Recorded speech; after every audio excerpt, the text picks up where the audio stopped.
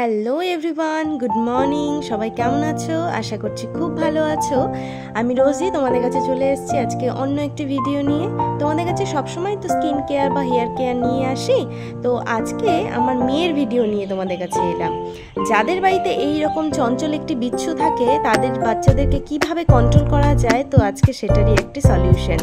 আমি সবসময়ই চেষ্টা করি বাচ্চাদেরকে কিছু না কিছুর মধ্যে ব্যস্ত রাখার, তো সবসময় একঘেয়ামতো ওদের মধ্যে চলে আসে, তাই ওদেরকে একটু মুড পরিবর্তন, একটু অন্য রকমের পরিবেশ দেওয়ার চেষ্টা করি।